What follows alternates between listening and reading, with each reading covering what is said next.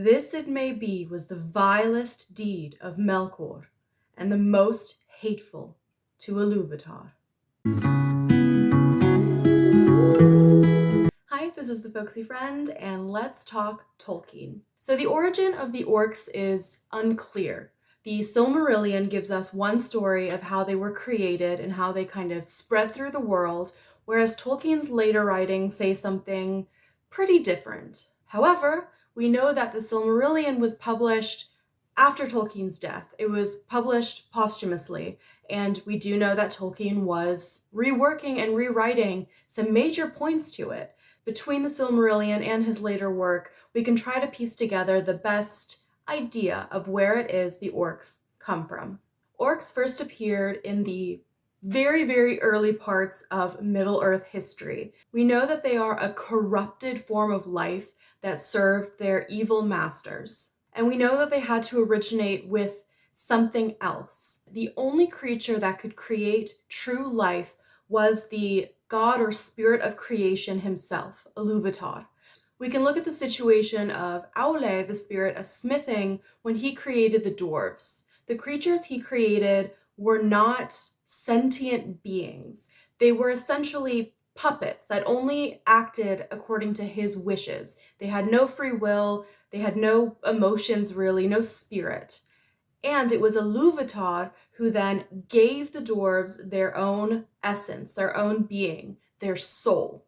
If Melkor had attempted to do something similar to create orcs out of nothing in the way that Aule had created dwarves, there's no way that Ilúvatar would have given those creatures their own spirits. So we know that he had to have taken life that already existed and corrupt and twist it into something that was very bestial and cruel and evil, and that served him out of fear. According to Tolkien, they lived an ant-like existence, meaning that they kind of operated as cogs in a grand scheme plan, either of Melkor or Sauron or even really Saruman.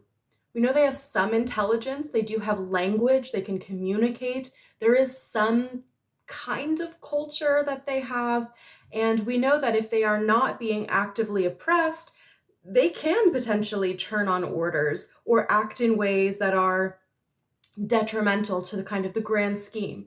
Think of the fighting between the orcs when Sam goes to rescue Frodo. That is not operating as part of what Sauron would want. They do have that element of free will. Orcs obviously can be killed, and they are also subject to disease. They can become sick and die, and their lifespan is shorter than that of, say, the Edain, so Aragorn's people, but about average to, say, a normal person, a human. And the way they increase their numbers after the original orcs were created is the same way any animal goes about doing that, and it's not something I particularly wish to dwell on. So, where did these first orcs come from? Here's the story according to the Silmarillion. Arda, the world, really had one purpose, and that was to be the home and habitation for the children of Ilúvatar, the elves and the men, or humans. He always refers to them as men, so that's what I will refer to them as. The elves would come first, and they would be referred to as the firstborn.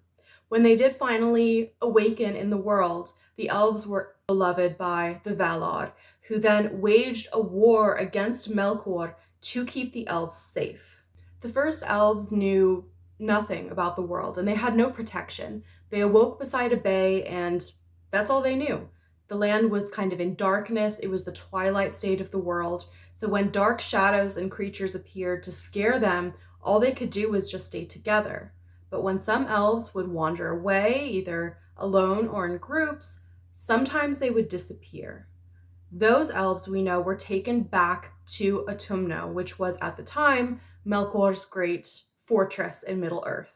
And by slow arts of cruelty were corrupted and enslaved, and thus did Melkor breed the hideous race of orcs. From the beginning of time, before the world even existed, Melkor always had the desire to create life. He had always wanted to make things of his own and had sought out the eternal flame, which was the means to create life. and that had always been kept away from him. So in his darkness and his evil cruelty, the closest he could ever come to creating something of his own was to take something of Iluvatar's and twist it and corrupt it and deform it into his own creation. And that was something he thought, and he was correct to think, was the greatest insult and affront to Iluvatar. And they served him, but they hated him and saw him as the maker only of their misery. It's unknown just how many elves were corrupted and tortured by Melkor. It's said in the Silmarillion that when Autumna was torn open by Tulkas, that orcs went and hid deep in the recesses and caves and tunnels under the fortress, and there they bred, multiplied, increased, and remained hidden until Melkor returned. So from the Silmarillion, it is very clear that orcs came from elves. However, as I said, the Silmarillion was published posthumously while Tolkien was still reworking major parts of it. I sifted through the essays and letters that Christopher Tolkien, J.R.R.'s son, published in the Histories of Middle Earth, and to the best of my understanding, here are Tolkien's later thoughts on the origin of orcs. It is possible that there is some elf in the mix in the original orcs, but these orcs were definitely created from men. Only men could be corrupted to the point of becoming an orc, to become so base and bestial that they transformed into something else entirely. And once these original orcs were created, they then continued to multiply their numbers among themselves. After the species was established and was numerous, Tolkien writes that later men were abducted and then corrupted and twisted down to this mental state of an orc, to the mental state of a beast, but not actually becoming an orc. And these men and women, humans, were then forced to procreate with existing orcs to create stronger and more wicked and vile creatures that were sort of, I guess you could say, a subsect of orcs. We know that Melkor did this, but most often it was Sauron that did this. As well as the orcs created from men, there were also spirits among them, Maiar, that Melkor had originally corrupted into his service, that took on orc-like forms that became the leaders of the mortal orcs and were much more powerful than they were. The histories speak of great orcs or orc captains who were not slain and who reappeared in battle through years far longer than the span of the lives of men. So, to recap, according to Tolkien's later kind of thoughts and ideas, orcs were most likely created from men, from humans, and that they were essentially bred in Angband by Sauron while he waited for Melkor to return from Valinor. Melkor had been imprisoned in Valinor after fighting with the Valar, then been released and was kind of doing his evil corrupting thing over there. And that was all happening during the Years of the Trees. And Sauron was back in Middle Earth with the other spirits of Melkor's army, waiting for him to come back.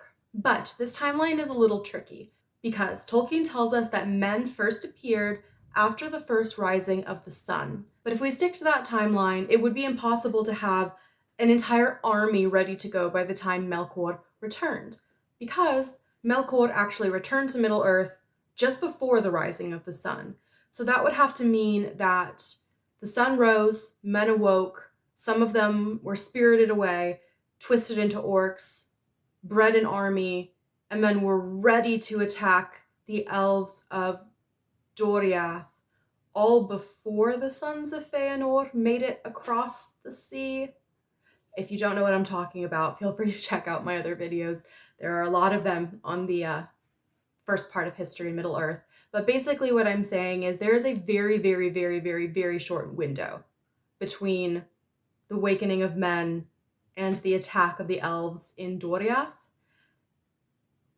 And it just does not seem like that's enough time for an army to be bred unless they multiply faster than rabbits. But what we can kind of glean from this is that orcs likely came from men, and the timeline published in the Silmarillion is actually a little off from where it would likely be if Tolkien had had time to finish it. And that is what we know, from what I understand, about the origin of the orcs. The origin of the orcs is a matter of debate. Some call them Melkorohini, the children of Melkor, but the wiser say nay, the slaves of Melkor, for they were not his children, for Melkor had no children. Nonetheless, it was by the malice of Melkor that the orcs arose, and plainly they were meant by him to be a mockery of the children of Eru, being bred to be wholly subservient to his will, and filled with an unappeasable hatred of elves and men. Thank you for spending some time with me here today as I talked about Tolkien. If you have any thoughts, questions, if you know something about the orcs that I don't know, please tell me. I love to learn about tricky subjects about Tolkien in particular, and this is, I think, one of the trickiest. So I hope you have a great rest of your week. Thanks for spending some time with me here today, and I will see you later.